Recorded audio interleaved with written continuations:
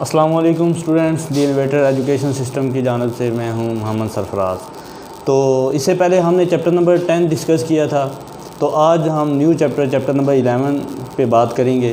Chapter number 11 में हमने domains and range के बारे में बात करनी है और फिर हमने ये सीखना है कि ट्रिग्नोमेट्रिक फंक्शंस के उनके जो पीरियड्स के हवाले से। तो first of all domains and range of science and cosines function.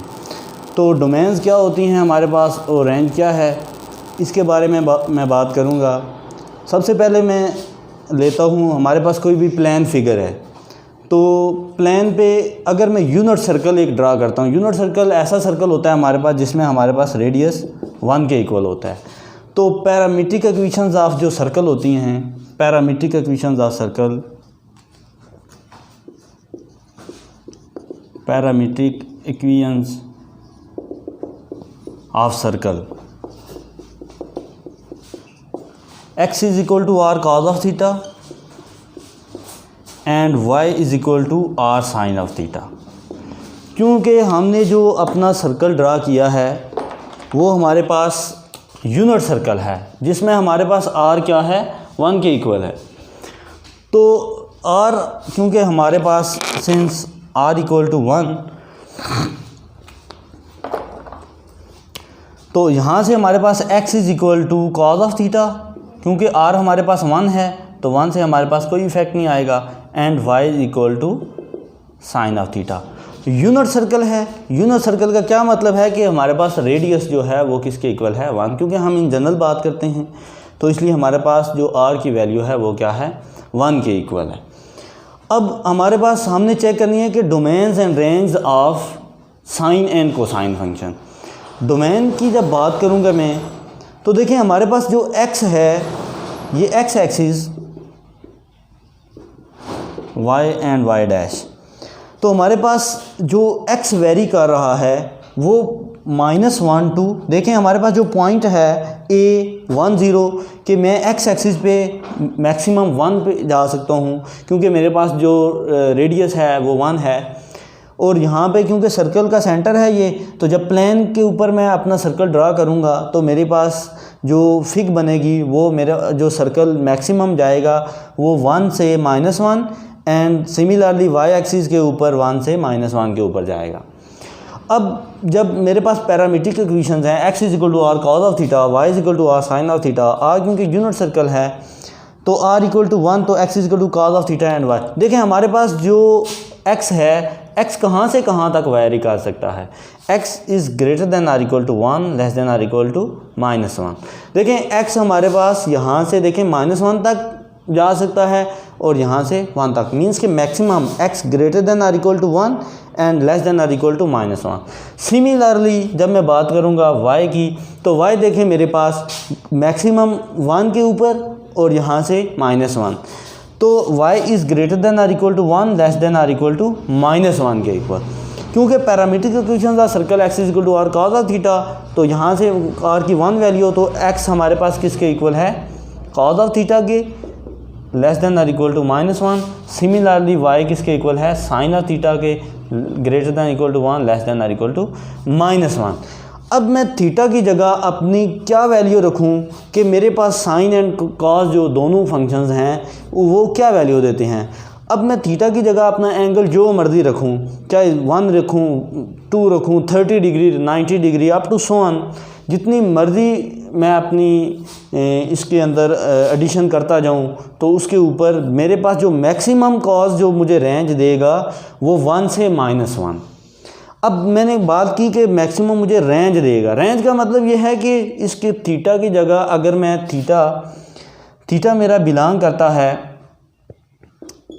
Real number पे, कि यहाँ से अगर मैं थीटा की जगह कुछ भी पुट कर दूँ, मीन्स के मैंने लिखा है कि functions y is equal to sine of x, domain मैंने लिखी है कि x is greater than -∞ less than infinity, means के इन्फिनिटी को छोड़ के अगर कुछ भी इसके अंदर मैं पुट करूं तो मेरे पास जो कॉज वैल्यू देगा वो 1 से -1, मींस कि जो चीज़ मैं इनिशियली पुट करूँगा इसके अंदर थीटा की जगह, वो मेरे पास डोमेन होगी और जो मुझे फंक्शन देगा वो मेरे पास रेंज होती है। मिसाल के तौर पे यहाँ से थीटा की जगह मिसाल के तौर पे मैं कॉज 60 डिग्री पुट करता हूँ, तो देखें कॉज 60 पे मुझे क्या वैल्यू देगा 1/2। 1/2 का मतलब होता है 0.5।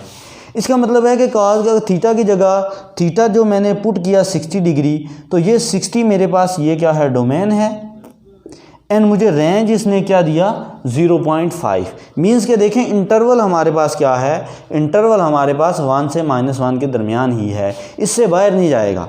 कॉज थीटा की जगह आप रियल वैल्यू कुछ भी पुट कर दें तो कॉज आपके पास क्या वैल्यू देगा, मैक्सिमम 1 से और मिनिमम -1। इन दोनों को मैंने देखें x is greater than or equal to लिखा है, मीन्स कि ये इंटरवल हमारे पास greater than or equal to का मतलब ये होता है कि ये पॉइंट्स शामिल हैं। अगर मैं इक्वल का निशान ना डालूं तो इसका मतलब यह है कि 1 शामिल नहीं है, इसके अलावा तमाम के तमाम पॉइंट्स यहाँ पे शामिल हैं। तो सिमिलरली जब साइन थीटा है तो साइन थीटा मैं पुट करता हूँ, साइन अगर मैं 90 पुट करता हूँ साइन 90, तो साइन 90 मुझे क्या वैल्यू देगा 1 वैल्यू देगा। यहाँ से देखें इसकी मैक्सिमम जो रेंज थी वो क्या थी 1। अब थीटा जो मैंने पुट किया 90 डिग्री, तो 90 मीन्स कि ये मैंने डोमेन है मेरे पास कि जो मैंने इनिशियली अपनी वैल्यू उसको दी, तो वो मैंने 90 उसको एंगल दिया तो उसने मुझे वैल्यू का दी 1। सिमिलरली आप थीटा की जगह रियल मीन्स के 1, 2, 100 अप टू 10, 100,000 तक भी आप जाएंगे तो आपके पास जो साइन थीटा जो आपके पास मैक्सिमम वैल्यू देगा वो 1 से -1 तक ही देगा। सिमिलरली अगर आप बात करें tan फंक्शन की, तो tan देखें हमारे पास अब y/x देखें tan थीटा हमारे पास होता है perpendicular over hypotenuse, perpendicular over hypotenuse, perpendicular हमारे पास y ओवर हाइपोटेन्यूज x। अब tan थीटा हमारे पास क्या है y/x की फॉर्म में। तो अगर मैं अपनी वैल्यू को क्योंकि मेरे पास y/x है, इसका मतलब ये है कि मेरी जो लाइन है OP ये कभी भी टच नहीं कर सकती y एंड y डैश को, मीन्स के tan थीटा हमारा y एंड y डैश को बिलोंग नहीं कर सकता, मीन्स के O and O Y dash line पे नहीं जा सकता। अब देखें O Y and O Y dash की अगर मैं बात करूं,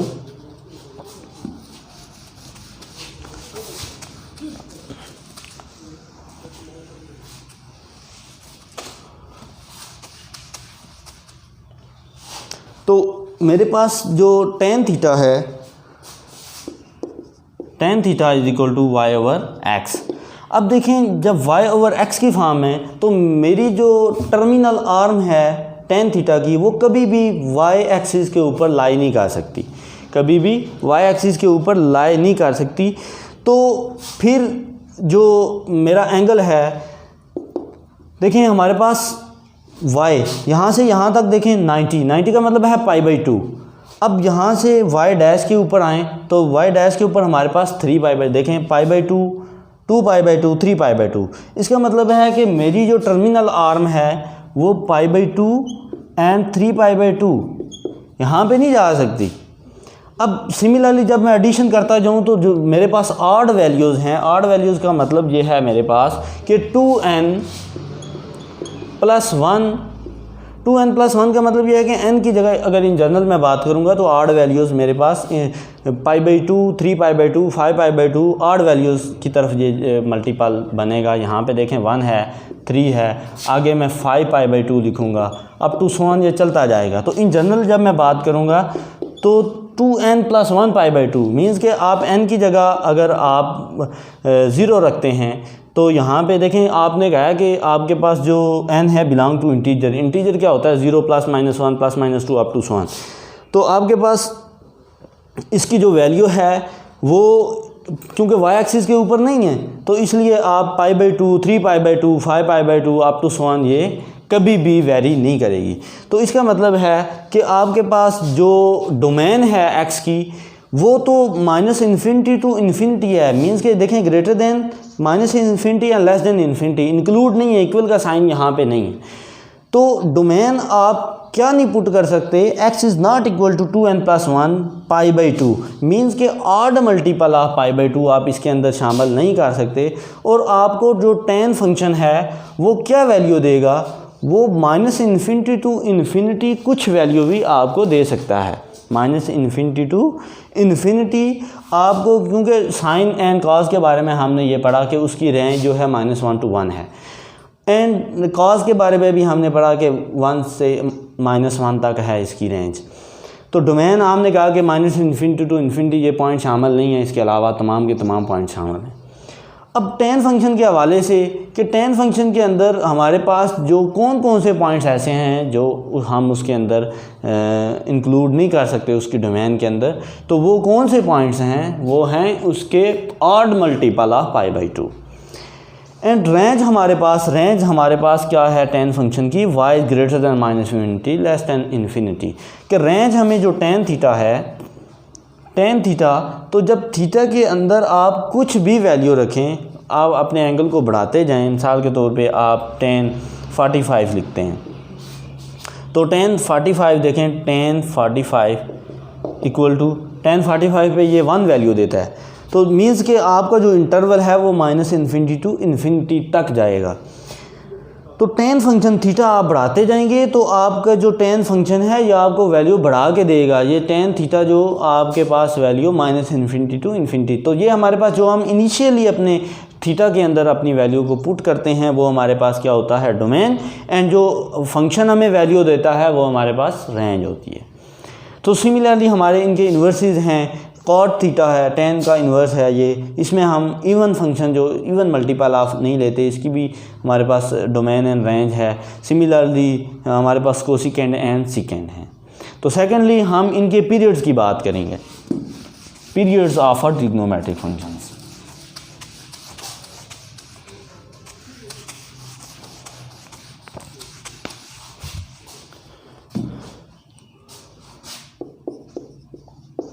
periods of a metric functions। Periods क्या होते हैं, देखें पीरियड का मतलब ये होता है, जैसे आप क्लास में बात करते हैं कि ये पहली आपका पीरियड ख़त्म हो गया, दूसरा पीरियड ख़त्म हो गया, तो पीरियड एक ऐसी वैल्यू होती है आपके पास जिसके ऊपर उस फंक्शन के ऊपर कोई इफ़ेक्ट ना आए। पीरियड की जब आप बात करेंगे तो मिसाल के तौर पे साइन थीटा है, तो sine theta, cos theta, tan theta, similarly इनके इन्वर्सेस हैं कोसिकेंड थीटा,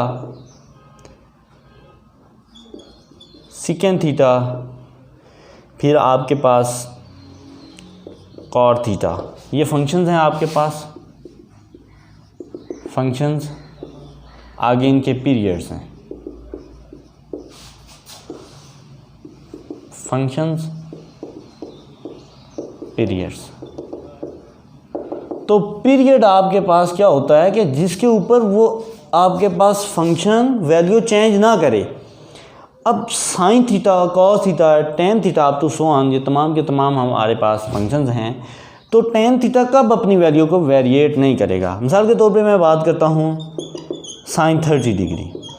देखें साइन 30 पे मेरे पास वैल्यू होती है 1/2 की फॉर्म में, लेकिन अगर मैं इसके अंदर अपना पीरियड ऐड कर दूँ 30 + 360 डिग्री, 360 को मैं इन रेडियन 2π भी लिख सकता हूँ, मीन्स के इसके ऊपर ये हमारे पास आ जाता है साइन 390 डिग्री।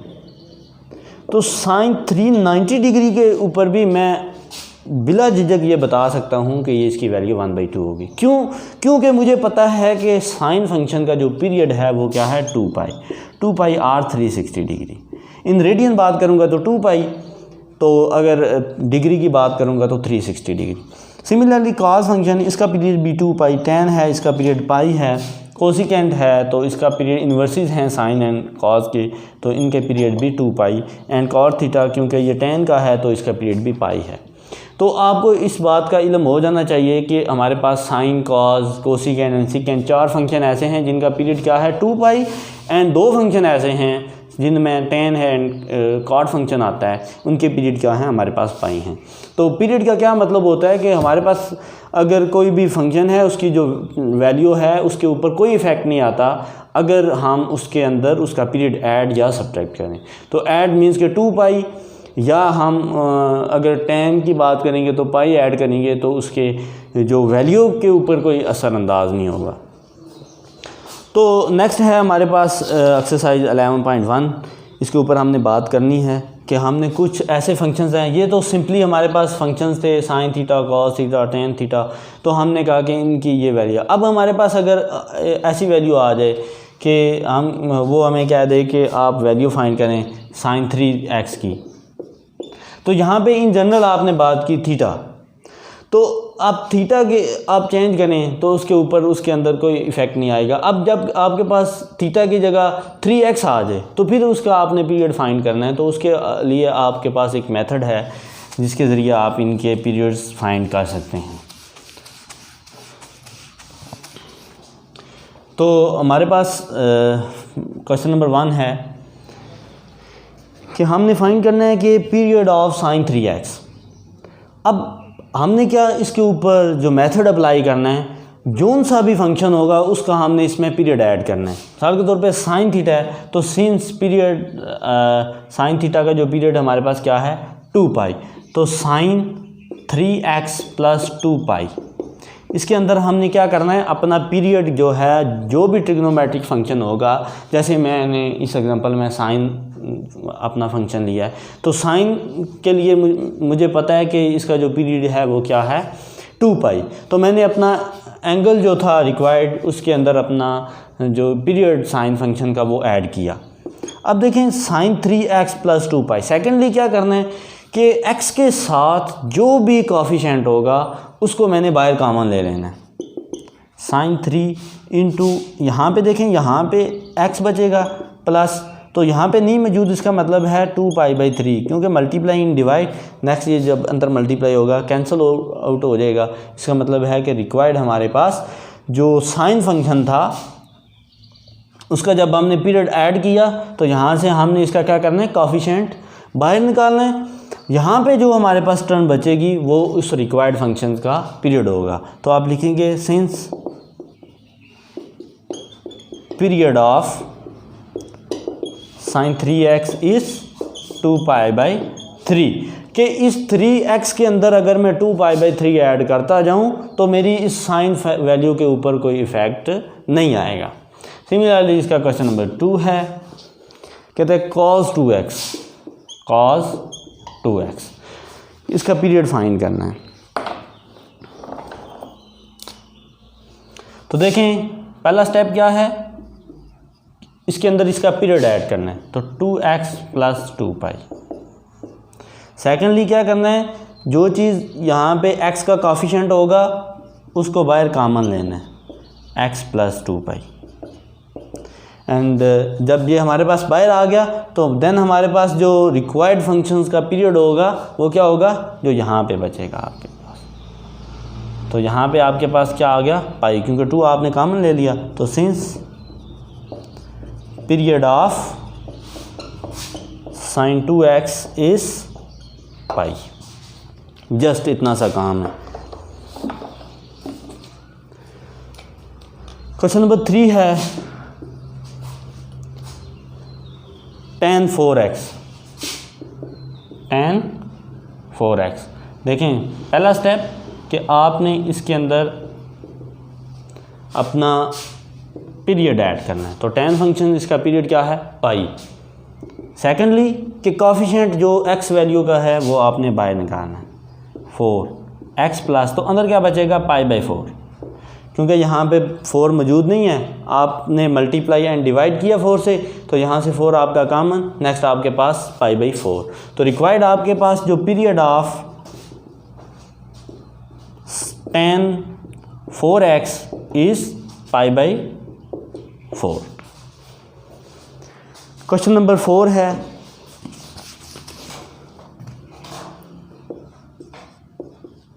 Cot x/2। तो पहला स्टेप आपके पास कि आपने इसके अंदर अपना पीरियड ऐड करना है। तो tan फंक्शन का पीरियड आपके पास क्या है, पाई, तो इसके अंदर पाई ऐड करें आप। सेकेंडली कि जो यहाँ पे आपके पास कॉफिशेंट है x का, उसको आपने कॉमन लेना है। तो आप कॉट 1/2 यहाँ से कॉमन लेंगे, x + 2 क्योंकि यहाँ पे 2 मौजूद नहीं है, आप 2 से मल्टीप्लाई एंड डिवाइड करेंगे। जब 2 से मल्टीप्लाई एंड डिवाइड करेंगे 1/2 आपके पास बाहर आ जाएगा, ऊपर आपके पास 2 बच जाएगा।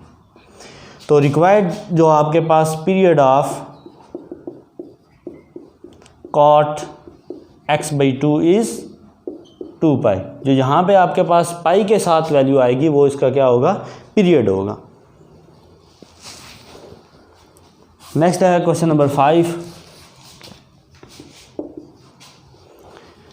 sin x/3, sin x/3। तो देखें स्टेप नंबर 1 कि आपने इसके अंदर अपना पीरियड ऐड करना है। तो x/3 प्लस साइन फंक्शन का पीरियड आपके पास 2 सेकेंडली x का जो कॉफिशेंट है उसको आपने बाहर कॉमन लेना है।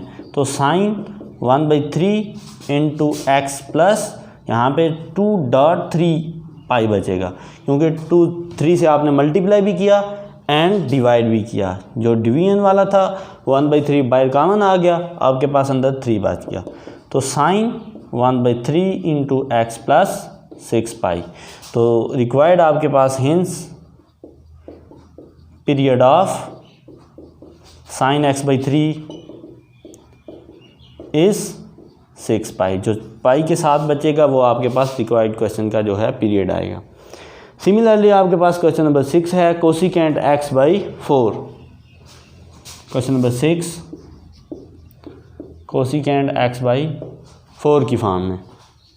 तो कोसिकेंट देखें आपके पास ऐसा फंक्शन है जिसका पीरियड क्या है, 2 तो cosecant x/4 plus 2 secondly coefficient of x 1/4 बाहर कॉमन लें, 1/4 into x plus 2.4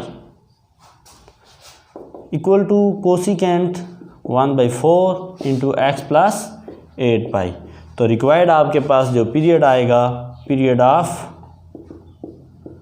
cosecant x/4 is 8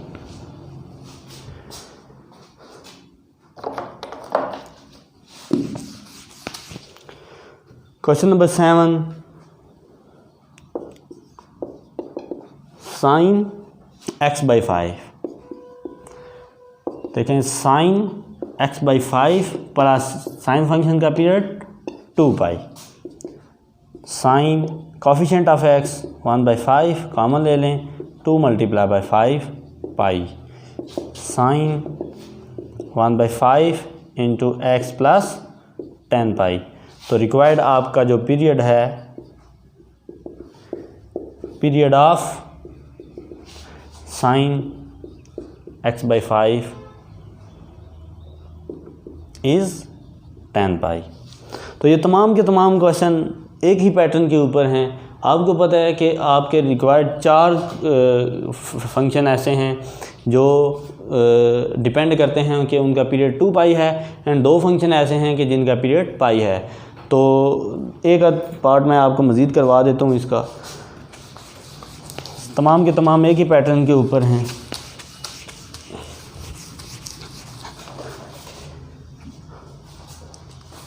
question number 14 2 cos of x, 2 cos of x। तो देखें cos फंक्शन ऐसा है कि जिसका पीरियड क्या होता है, 2 ऐड करें x प्लस 2 की फॉर्म में 2 cos ऑफ। देखें अब x के साथ जो इसकी वैल्यू है वो क्या है, 1 है, तो ऑलरेडी आपका यही रहेगा, इसके ऊपर कोई इफेक्ट नहीं आएगा। तो रिक्वायर्ड जो period of 2 cos of x is 2 उसका पीरियड 2 है, नो इफेक्ट इसके ऊपर। नेक्स्ट लास्ट क्वेश्चन है क्वेश्चन नंबर 15 क्वेश्चन नंबर 15 है 3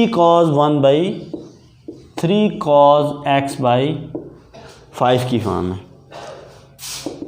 3 cos of x by 5 plus 2 pi. 3 cos of coefficient क्या है 1 by 5 x plus 2 multiply by 5 pi equal to 3 cos of 1 by 5 into x plus 10 pi. तो hence period of 3 cos x by 5 is 10 pi. तो इसी के साथ हमारी ये exercise complete हुई। नेक्स्ट इंशाल्लाह हम चैप्टर नंबर 12 स्टार्ट करेंगे। ओके, अल्लाह हाफिज़।